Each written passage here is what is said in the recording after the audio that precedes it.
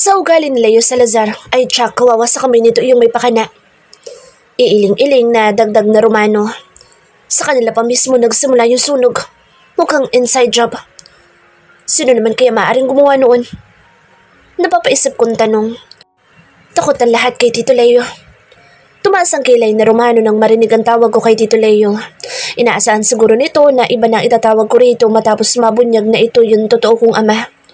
Takot nga ang lahat, pero marami ang may lihim na galit dito. Wika na Romano. Malay ba natin, baka isa sa mga iyon? Makahulugan tumigil ang tingin nito kay Eros. Ano sa palagay mo, Eros? Tanong pa nito. Hindi kaya ikaw may gawa noon? Galit ka kay Lara, di ba?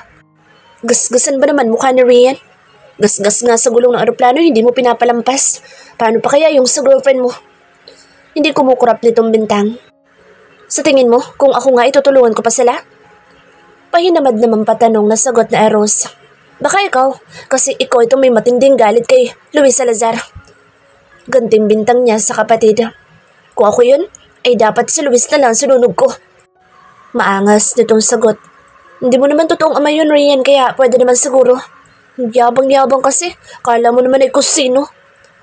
Kahit ganoon ang takbo ng usapan nila ay wala naman ako nararamdamang pagkailang o ano paman. Hindi ko nga lang masabi kung biruan pa ba nilang magkapatid ito o totohanan na para kay Romano. Kung sino man ang may gawa noon ay tsak babalikan niya ang mga Salazar. Sabat na Renz. Kasi kung ako yun, tapos hindi ko naman napagtagumpay ang sunugin lahat, ay tsak na mga nganib ang buhay ko, ay tatablahin ko na lang. Kung magtago-tago na lang kaya siya, total ay malaki na naman yung pinsalang na ibigay niya sa pamilya Salazar. Sarkastikong wika na Romano. Kung ikaw yung Renz, tapos yung sinasabi mo ang gagawin mo, ay antanga mo namang kriminal. Mas mabuti na ring businessman ka na lang, nak. Kesa naman sa iba dyan, nahahabol-habol sa babaeng may asawa na. Pasaring ni Eros. Makatawag ng tanga sa anak? Ano yun, patama sa sarili mo? Don't go there. Matalim na banta ni Romano sa kapatid. So, sawera ka talaga. Maghanap ka rin ng anak na makakausap. At para namang gusto ko talagang kausap ng anak mo. Saad ni Eros at halata sa boss niya na inaasar na niya ang kapatid. At dahil pula ang buhok ni Eros ay asartalo talaga ito. Sabay na lang kaming napabuntong hininga ni Renz habang nagpapalitan ng insulto ang dalawa. At habang hindi pa malinaw kung kailan sila matatapos, ay nag-order na ng hapunan namin si Renz, habang ako naman ay tagahusga kung sino sa dalawa ang may pinakamagaling na rebuttal. Kinabukasan ay kinakailangan bumalik na Eros sa syudad para sa isang importanteng meeting. Nangako siyang babalik agad at iniwanan pa niya si Miko upang masiguro na may poprotekta daw sa akin kung sakali dahil wala siyang tiwala kay Romano na nagpaiwan din at nagpresentang sasamahan ako. Pati kasi si Renz ay kailangan ding sumama paluwas. Tungkol yata sa kauna-unahang itatayo na underwater mall sa bansa ang nasabing meeting. Hindi ko na masyadong inalam pa ang detalye dahil sa ngayon ay confidential pa iyong tungkol sa bagay na iyon. Nang makaalis iyong dalawa ay naiwan akong mag-isa sa penthouse suite. Para sa isang nagpresentang samahan ako ay nauna pang gumala sa Romano. Hindi ko alam kung saan na ito nagpunta basta ang alam ko ay hindi pa ito umalis ng probinsya. Nagpaalam lang itong may bibilhin pero halos mag-iisang oras na ay hindi pa rin ito nakabalik. Nadaga na siguro ng binili nito. Si Miko naman ay nandito lang sa loob ng hotel. Hindi ko alam kung nasaan ito exactly pero sabi ni Eros ay sasamahan ako nito pag gusto ko magpunta ng asyenda. Hindi ganoon kadetalyado yung mga lumalabas na balita tungkol sa investigasyon sa sunog na naganap. Kaya nagpa siya akong personal na pumunta sa bahay namin. Gusto ko makibalita sa takbo ng investigasyon. Siguro naman ay alam na ng buong pamilya ko yung tungkol sa katotohanan sa kasal ni na Eros at Ate Sandra. Umaasa akong magbabago o mababago na noon ang pakikitungo sa akin ng buong pamilya. Dahil wala naman talaga akong pamilya ang sinira. Gusto ko rin kunin yung diary ng tunay kong ina na nasa kwarto ko sa mansyon. Kahit yun lang ay madala ko pagbalik ko ng syudad. Pagkatapos ng mga nangyari at natuklasan ko ay wala na akong balak pa na manatili sa asyenda. Total ay nasa tamang edad na naman ako kaya panahon na siguro para tumayo sa sarili kong mga paa. Hindi ako maluhong tao kaya kahit wala sa Eros ay kaya ko naman tustusan ang pangangailangan ko. Maswerte nga lang ako dahil nandyan ito at kahit hindi naman kailangan ay itinuring akong prinsesa at may pogi pang gwardya. Kabit lang naman ako dati pero bigla ay ako na yata ang magiging the one ni Eros. Nabalik ako sa kasalukuyan nang bumukas ang kinalululanan kong elevator sa mismong reception area ng hotel. Nagulat pa ako dahil naghihintay na sa labas ng elevator si Miko at ilang mga pamilyar na kasapi ng security team ni Eros. Good morning, ma'am. Magalang na bati ni Miko. Good morning. Gantimpati ko at inikot ang paningin sa paligid. Hindi niyo ba alam kung nasaan si Romano? Tanong ko, dahil isa ako sa mga prominente mukha dito sa probinsya namin ay hindi may iwasang may mga nakakakilala sa akin at napapatingin sa direksyon ko. Tsak na nagtataka sila kung anong ginagawa ng isang Salazar sa hotel na kakumpetensya ng pamilya ko. Kahit naman kasi bukang bibig na lahat yung friendly competition ay hindi talaga iyon ang totoong nangyayari sa likod ng mata ng publiko. At tsak nagagawing issue itong presensya ko sa kalabang hotel ng pamilya ko. Ayaw po ni Sir Romano na may makikialam sa personal niyang lakad. Formal na sagot ni Miko. Mainit ang ulo ng isang iyon. Kunot no akong komento. Paano kung mag-amok na naman yun ng away? Hindi na po namin trabaho ang tungkol kay Sir Romano. Magalang niyang tugon. May sarili po siyang security team at sigurado namang hindi po siya pababayaan ng mga ito. Naiiling ako napapalatak at nagsimula na maglakad palabas ng hotel. Ano pa nga ba nga asahan ko sa isang Aldovino? Yung nanay nga laging may bitbit na katana kahit sa loob ng compound nila. Kaya hindi nakapagtatakang may mga dala-dala ring bantay yung mga anak. Lahat ba ng mga Aldovino ay may mga bodyguard? Curious kong tanong. Wala kasi akong napansing nakasunod palagi kay Renz. Sapat na sigurong panakot yung pagiging chismoso nito kaya walang gustong kumanti. Depende po kung gugustuhin nito. Tugon ni Miko. Umagapay ito sa paglalakad ko habang iyong iba nitong mga kasamahan ay nakasunod sa amin. Kahit nag-uusap kami ay kapansin-pansin ang pagiging alerto nito sa bawat makakasalubong namin. Talo ko pa nito ang reyna ng isang bansa. Bantay sarado na para bang biglang may susulpot na mananakit sa akin. Rian! Nabitin ang mga iniisip ko at napahinto ako sa paglalakad nang may marinig na tumawag sa pangalan ko. Sa sulok ng mga mata ko ay mabilis akong hinarangan ng mga kasama kong bantay para protektahan sa kung anong palapit na panganib. Rian! Tumuon ang pansin ko sa pamilyar na babaeng tumatawag sa pangalan ko. Hindi ko maalala kung saan ko ito nakita pero alam kong nagkita na kami. Bago pa siya makalapit sa akin ay hinarang na siya ng mga bantay ko habang sinuyod naman ni Miko ang paligid namin para siguro i-check kung may iba pang kasama ang babae. Gusto ko mapairap sa kawalan dahil iniisip talaga ng mga bantay ko na mapanganib ang isang ordinaryong babae. Ni wala nga itong dalang bag na maaaring paglagyan ng armas o pasabog. Wala kami sa action movie kaya pwede silang kumalma-kalma. Nagkaka-anxiety ako bigla sa kanila. Masyado kayong mga nervyoso. Paingos kong komento. Wala naman sigurong gagawin sa akin iyan. Naninigurado lang kami. Pahiyag ni Miko. Hindi siya kasali sa profile ng mga tao na pwedeng makalapit sa'yo. Mga akong napatingin sa seryoso nitong muka. Hindi ko alam na sinasalang na pala nila ang kung sinong pwedeng makalapit sa akin. Dapat ay si Nympha o Tita Lara lang ang hinaharangan nila dahil pagmumukha pa lang ng mga iyon ay pwede nang i-consider as deadly weapon. Pero mukha naman siyang harmless. Kiit ko. Pinagtitinginan na tayo ng mga tao. Mahina pero gigil kong dagdag. Kilala mo ba yan? Kunot noong tanong ni Miko. Nang tingnan ko ulit ang babae, hindi pa rin ito inihiwalay ang tingin sa akin. Medyo nakakailang pero wala naman ako nararamdamang panganib mula sa kanya. Hindi. Maikli kong tugon. Pero kilala niya ako. Baka isa yan sa mga fan ko at gusto magpa-picture sa akin. Hindi ka artista. Hindi kumukurap na tugon ni Miko. Required ba na artista lang yung pwede magkaroon ng fans? Nayayamot kong tanong sa kanya. Kontrabida rin talaga ang lalaking ito. Rian, natatandaan mo ba ako? Napatingin ulit ako sa babae habang pilit na inaalala kung saan ko nga ito nakita. Sa tansya ko ay mas bata lang ito ng konti kay Maura. Maayos naman ang pananamit nito at mukhang hindi ito nagtatrabaho sa asyenda. Ako si Tita Teresa mo. Bunsong kapatid ako ni Tresha na totoo mong ina. Pakilala nito. Saka ko lang naalala kung kailan at saan ko siya huling nakita. Siya yung minsang bumisita sa bahay namin na pinapakaladkad ni Papa sa mga gwardya. Kahit medyo nadagdagan ang edad nito ngayon ay hindi ako maaaring magkamali. Nagpalingalinga muna ako sa paligid at nang matanaw ang pinakamalapit na kainan kung saan kami pwedeng makapag-usap ng walang ibang mga napapatingin ay ako na mismo ang lumapit sa kanya. Naputol ang pagpoprotesta ni Miko nang itaas ko ang kanang kamay upang patahimikin siya. Hindi naman siguro ako sasaktan ng babaeng nagpakilalang kapatid ng ina ko. Kailangan natin mag-usap. Payag ng babae nang makalapit ako sa kanya. Saglit ko munang pinakatitigan ang mukha nito bago dahan-dahang tumango. Sumunod po kayo sa akin. Ayaw ko sa kanya at nagpatuunan ng naglakad sa direksyon ng kainan. Agad namang umagapay sa akin si Miko. Kailangan itong malaman ni Sir Eros. Anito, lahat ba ay kailangan mong i-report? Nakaingos kong tanong sa kanya. Trabaho kong gawin ito. E di gawin mo na. Nayayamot kong sagot. Bakit kailangan pang sabihin sa akin wala din naman pala akong say? Bubulong-bulong kong dugtong. Nang makapasok na kami sa kainan ay pinili ko yung nasa sulok na pwesto para walang makastorbo sa anumang pag-uusapan namin ng babae. Marami din akong gusto itanong sa kanya.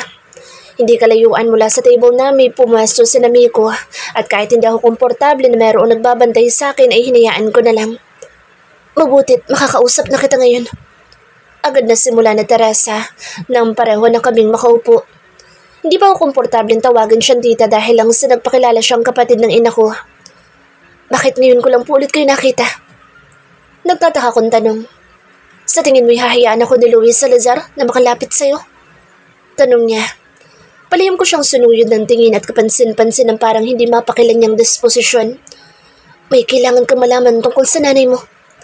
Aniya, kahit malakas na kumabog ang puso ko ay hindi ko ito pinapahalata sa kanya. Wala pa rin akong tiwala sa kanya at wala akong alam sa totoo niyang intensyon sa paglapit niyang ito sa akin. Maliban po ba sa diary niya, ay meron pa kayong gustong iparating sa akin? Nakataas ang kilay kong tanong. Alam mong sa akin galing yung diary? Tanong niya. Biglang sumulpot ang diary nung araw na nagpunta kayo sa bahay. Formal kong sagot. Yun lang paraan ko upang malaman mo yun tungkol sa pagkatao mo. Mahina niyang wika. Pero may mas importanteng bagay na hindi nakasulat doon.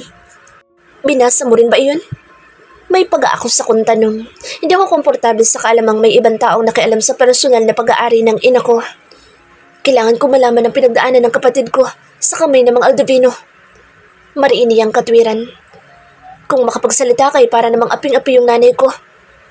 Komento ko. Iba kasi yung nababasa ko doon sa diary kumpara sa napag-alaman ko. May kariinan kong dugtong. Sinabi ba nila sa iyo na may relasyon ng nanay mo at si Leo Salazar? Nagtatagis na bagang niyang tanong. Pasimple kong sinulyapan ang pagkakakuyom ng mga kamay niyang nakapatong sa mesa. Hindi maganda ang pakaramdam ko sa nakikitang galit sa mukha niya. Parang gusto ko ulit questionin ang mga nalaman ko mula kay Tita Lara. Hindi naman siguro ako masisisi kung pagdududahan ko ito gayong ang dami nilang bagay na inilihim sa akin sa simula pa lang. Hindi rin ako sigurado kung dapat ba ako maniwala sa anumang sasabihin nitong kaharap ko. Bakit? Walang emosyon kong tanong sa kabila ng malakas na kabog ng dibdib ko. Hindi ba totoong si Leo Salazar ang totoong ama ko? Mga demonyo sila! Bumiyok ang boses niyang usal. Nanginginig ang mga labi niya habang pinipigilan ang pagpatak ng namumuong mga luha. Hindi alam ni Ate Tricia na si Leo Salazar ang pumasok sa silid nilang mag-asawa nung may nangyari sa kanila. Ang demonyong Leo na iyon ay sinamantala ang kahinaan ng kapatid ko. At ang Judas na iyon ang kinampihan ng walang hiyang si Luis. Parang bigla akong nabingis sa mga narinig. Parang naririnig kong unti-unting pagkawasak ng sarili kong puso habang pinapakinggan ng magkahalong pagkasuklam at matinding hinagpis sa boses ng babaeng kaharap. Bunga ka ng kademonyohan ni Leo Salazar sa iyong ina. Wala sa sarili akong napakapit sa mesa dahil pakiramdam ko ay bigla akong masusuka. Parang gustong umikot ng paningin ko. May mas malala pa palang revelasyon ng pagkatao ko. Nakikita kong bumubuka ang bibig ng kaharap na babae pero wala na akong ibang naririnig kundi yung paulit-ulit na umaalingaw-ngaw sa isipan ko yung huli niyang sinabi. Kung dati buong akala ko ay bunga ko ng pagkakamali, ay mas malala pa pala ang katotohanan. Ayaw tanggapin ng utak ko ang narinig mula sa babae pero hindi ko mapapatahimik ang patuloy nitong alingaw-ngaw. Mom Rian, are you okay?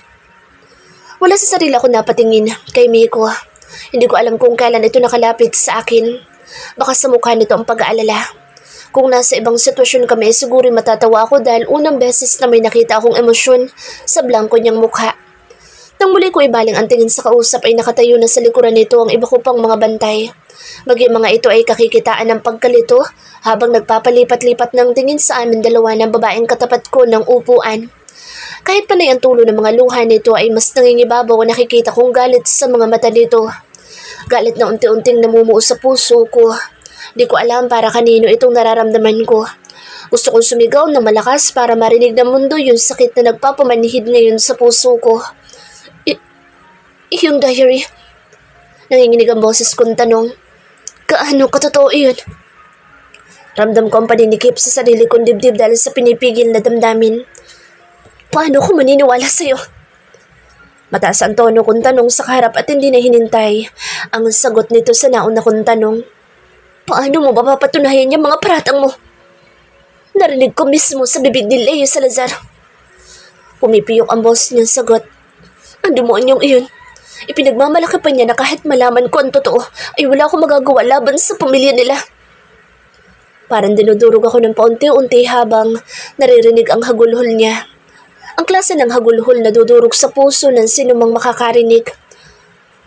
Bakit ngayon wala ko nilapitan? Nagtatagis ang bagang kong tanong. Bakit ngayon walang sinabi sa akin to? May panunumbat kong tanong. Dahil nakikita kong kaya mo na silang labanan. Matigas niyang sagot sa kabila ng nag-uunahang pagpatak ng kanyang mga luha. Hindi ko man nabigyang hustisya sa Ate Tricia. Ay alam kong ikaw ang gagawa noon para sa akin. Sa diary, bakit napagkamalan ni Mama nakabit sa Maura? Nalilito kong tanong. Bakit hindi iyon tumutugma sa gustong palabasin ni Tita Lara? Dahil napaniwala nila yun sa Luis na una silang may relasyon ng mama mo, habang nilalaso naman nito ang isipan ng ina mo. Matigas niyang tugon. Bulag sa katotohanan si Luis. Wala siyang itlog at madali siyang nauto ng demonyo niyang kapatid. Biktima nilang nanay mo. Tuluyan ang kumawala ang pinipigilan kong mga luha. Nangihina ako at para akong pinagsakluban ng langit at lupa. Napasa po ako sa sarili mo habang kumakawala na iyong mga hikbi ko. Wala na akong pakialam kung makikita ko na ibang tao sa ganitong kalagayan. Ma'am, kailangan niyo pong huminahon. Kahit ang taong yelo na si Miko ay nahahalata ako na ang pagkatarantas sa boses dahil sa papalakas kong mga hikbi. Kahit anong gawin kong pagpipigil ay kusa itong kumakawala at nadadagdagan pa ng mga panaghoy ng kaharap kong babae. Kung may mangyayari man sa akin, ay hindi ako mahihiyang harapin sa ate sa kabilang buhay dahil ginawa ko ang lahat ng makakaya ko upang maiganti siya. Umiiyak na pahayag ng kaharap ko. Agad ako nag-angat na mukha upang tingnan siya. At ikaw ang tatapos na nasa mulan kong paniningil sa mga Salazar. Matigas niyang pahayag habang direktang nakatingin sa mga mata ko. Kumabog na malakas ang puso ko habang unti-unting namumuo sa isipan ko ang isang pagdududa. Anong ginawa mo? May akong tanong. Pinagdadasal ko na sana'y mali ang nasa isip ko, na sana'y wala siyang kinalaman sa nangyaring sunog sa asyenda. Pinahid ko ang sarili mga luha gamit ang kamay ko. Hindi ito ang oras upang magpadala sa nararamdaman ko. Hindi magtatagal ay malalaman na ng mga Salazar na ako ang may pakana ng sunog. Matatag niyang tugon. Mariin akong napapikit ng mga mata. Lalong dumami ang mga iniisip ko. Hindi ako nagsisisi sa ginawa kong iyon at kung mabibigyan ulit ng pagkakataon ay uulitin ko pa rin iyon. Nang muli kong idilat ang mga mata ay kitang-kita ko sa mga mata ng kaharap ang desperasyon, galit at tapang. Hindi ko mapigilang makaramdam ng pag-aalala para sa kanya. Isang damdaming hindi ko alam na kaya kong maramdaman para sa isang bagong kakilala pa lamang. Kahit na nagpakilala pa siyang kapatid ng namayapa kong ina. Wala akong alaala ng ina ko kaya hindi ko maintindihan ang kakaibang koneksyon na unti-unting umuusbong sa pagitan namin ng kaharap na babae. Bakit mo yun ginawa? Wala sa sarili kong usal. Masunog man ang buong asyenda, hindi ganoon kadali na maghirap ang mga Salazar. Yung mga nagtatrabaho lang sa asyenda ang labis na maaapektuhan. Wala akong pakaalam. Basta may paramdam ko lang sa mga Salazar na hindi sila invincible. Galit niyang sagot. Papanigan man sila ng batas dito sa lupa, ay alam kong may naghihintay na hatol sa kanila sa itaas. Pero habang wala pa iyon ay gusto ko munang makaramdam sila ng kahit konting kawalan. Hindi ko lubos maisip kung paano niya nagawang kimkimin sa mahabang panahon yung matinding galit na nakikita ko ngayon sa kanyang mga mata at naririnig ko sa bawat katagang binitiwan niya. Kakibat noon ang desperasyon na makamit ang ustisya sa kabila ng kawalan ng pag-asa. Yung mga kapatid ko. Bigla ay naalala kong banggitin. Bakit wala silang aksyon na ginawa? Katulad lang ba sila ni Luis na nabilog na Leo ang mga ulo? Hindi ko na maatim na tawagin papa o tito ang mga taong malademonyang pag-uugali. Bata pa sila noon. Sagot niya. Lumapit ako sa Kuya Ezra mo. Pinagtapat ko ang lahat sa kanya. Si Kuya Ezra ang panganay sa aming 4 na magkakapatid. 2 sila ni Kuya Lemar, na lalaki at 2 naman kaming babae ni Ate Leia. Hindi ako malapit sa sinuman sa kanila. Naalala ko si Kuya Ezra na parang may itinayong pader sa pagitan namin 2. Ilang pagkakataon ko itong nakikita noon na nakatingin sa akin. Hindi ko alam dati ang dahilan bakit hindi lang iisang beses ko itong nahuli na masama ang tingin sa akin. Yun pala ay alam nito tungkol sa sinapit ni Mama sa kamay ng mga itinuturing namin pamilya. At ako ang bunga ng kasawi ang sinapit ng ina ko. Ang paalala kay Kuya Ezra ng kabiguan niyang ipagtanggol ng babaeng nagluwal sa amin. Pinagtabuyan niya ako at pilit siyang nagbingi-bingihan. Nanginginig ang boss niyang pahayag. Gusto niyang manahimik na ako dahil patay na si Ate Tresha at magugulo lang ang pamilya niyo. Pero pamilya ko rin yung naagrabyado. Kapatid ko. Pumipiyok ang boss niyang dugtong. Yun man ang inaakala niya, iba naman ang naaalala ko. Hindi man gumawa ng aksyon si Kuya Ezra ay daladala nito ang sakit sa nangyari sa aming ina at patunay noon ang malamig niyang pakikitungo sa akin noon pa man. Paano ka nakakasigurong hindi ako kagaya ni Kuya? Nangahaman kong tanong sa kausap. Tandaan mong hindi ko nakilala yung tunay kong ina. Yung nag-iisang picture niya sa diary ang tangi kong alaala sa mukha niya. Si Kuya nga na naabutan pa siya ay mas piniling manahimik. Paano na lang ako na walang alaala sa kanya? Sa kabila ng lahat ay gusto ko pa rin umasa na walang katotohanan ang mga narinig ko at ang babaeng kaharap na larawan ng labis na paghihinagpis ay balak lang sirain ang tiwala ko sa sarili kong pamilya. Gusto kong kumbinsin ang sarili na hindi ganoon ang uri ng mga tao na kinalakhan kong pamilya. Ang sakit-sakit ng bawat tibok ng puso ko. Di ko alam kung bakit nasasaktan ako para sa babaeng kaharap at sa inang hindi ko man lang nakilala. Mas matindi pa itong nararamdaman ko ngayon kaysa noong nabasa ko yung diary at napatunayang hindi si Maura ang tunay kong ina. Nang tumingin sa akin ang diretso ang malamlam na mga mata ng kaharap, mga matang puno ng galit sa kabila ng kislap ng pagod at sakit, ay parang may pumisil sa puso ko ng mahigpit. Kailangan ko pang suminghap-singhap upang sumagap ng hangin at makahinga ng maayos. Pinagdasal ko na sana hindi ka katulad ng pamilya mo. Mahina niyang usal. Na sana kahit lumaki kang hindi kilala ang nanay, may bibigyan mo pa rin ng hustisya ang sinapit niya. Araw-araw kong hiniling sa Diyos iyon at dininig niya ako. Ilang taon kitang pinagmamasdan sa malayo at nakikita ko ang kaibahan mo sa kanila.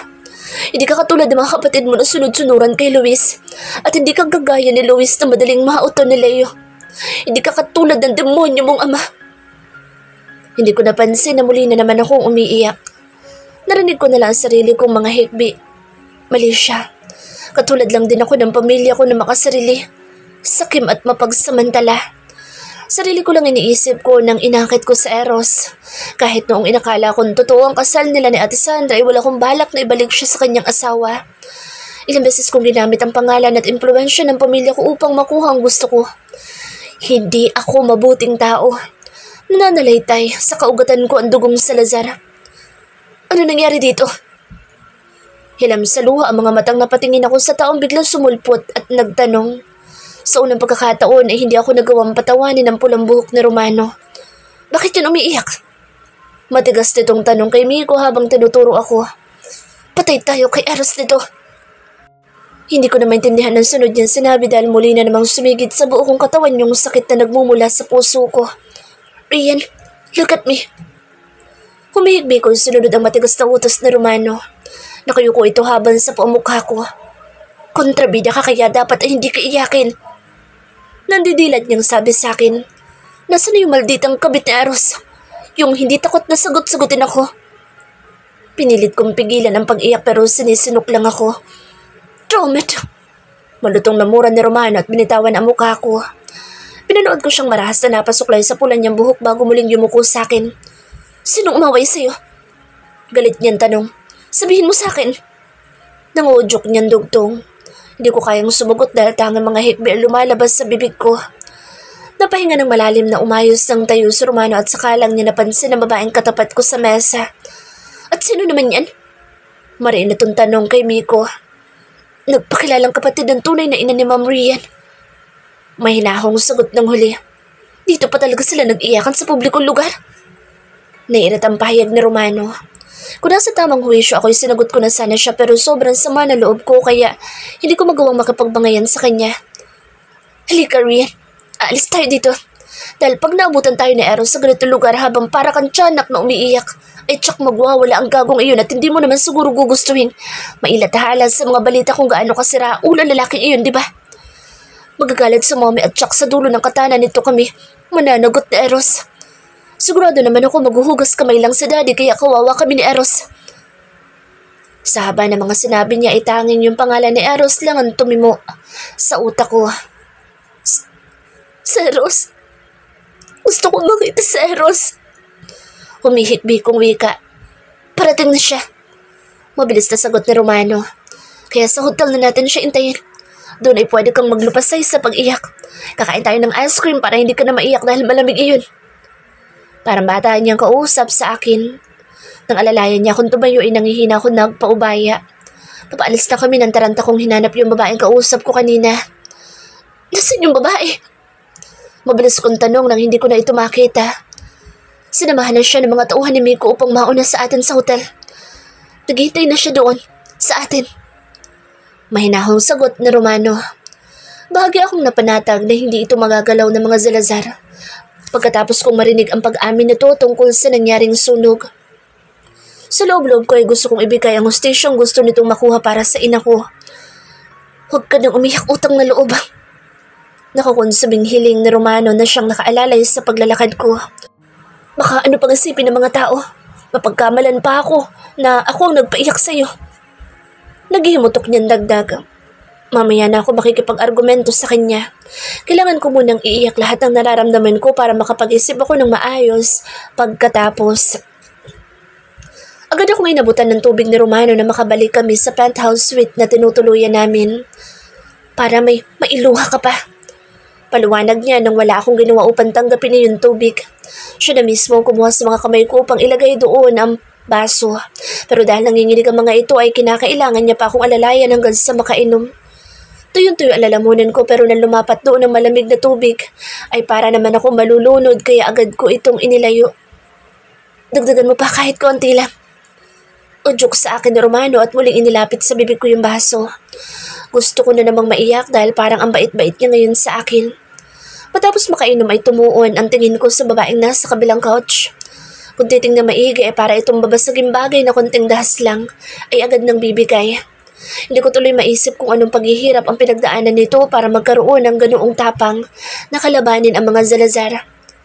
Napansin siguro ni Romano ang tinitingnan ko kaya narinig ko ang marahas niyang pagbuga ng hangin bago ko siya nakitang naglakad palapit doon sa babae at inabutan din ito ng tubig. Kapansin-pansin ang panginginig ng kamay ng babae pero dahil bottled water ang iniabot dito ni Romano ay hindi ito nahirapang hawakan iyon. Ngayong nandito na tayo, ipaliwanag niyo sa akin kung bakit may iyak ang eksena. Pahayag ni Romano matapos lumipas ang ilang sandali. Nagpalipat-lipat siya ng tingin sa amin dalawa ng babae. Hindi ko obligasyong magpaliwanag sa'yo. Matapang na sagot ng babae. Kahit mukha itong batang paslit sa harapan ni Romano ay hindi ito nagpapatinag sa maotoridad ng aura ng lalaki. Gusto mo bang ihulog kita sa bintana? Pananakot na Romano dito. Umakbang pa siya palapit sa kinaupan ng babae. Hindi naman kumukurap na sinalubong ng babae ang tingin ni Romano sa kabila ng kislap ng takot sa mga mata nito. Ayusin mo ang pagsagot mo sa akin. Babala dito ni Romano. Mainit ang ulo ko. Tapos maabutan ko pang nag-iiyakan kayo. Si Romano, may naghahanap po sa inyo sa reception area. Singit bigla ni Miko. Hindi ko alam kung saan ito nanggaling. Medyo nasanay na ako sa pabigla-bigla nitong pagsulpot. Ang gusto ko lang namang malaman ay kung kailan babalik sa Eros. Wala akong inaasahang bisita. Masungit na sagot ni Romano. Gusto raw po kayo makausap. Pagpupubilit ni Miko. Sabihin mo na mag-set siya ng appointment. Paasip na tugod ni Romano. Busy akong tao. Halata ngang mainit ang ulo nito. Sige po. Sasabihin ko na lang kay Mrs. Maura Salazar. Teka sandali. Mabilis na putol ni Romano sa pagsasalita ni Miko. Sino ulit yung naghahanap sa akin? Mahinahon na nitong tanong. Nangingisla pa ang mga mata nito habang nag-aabang sa sagot ni Miko. Si Mrs. Maura Salazar. Bakit hindi mo agad sinabi? Gigil niyang sansala kay Miko. Ikaw ha? Napapansin ko parang nagmana ka na kay Eros sa pagiging kontrabida sa buhay ko. Pasensya na po kayo, sir. Paumanihin ni Miko. Okay lang. Mapagpatawad naman ako kaya paakyatin mo na dito yung bisita ko. Kababakasan na excitement ang boss nito.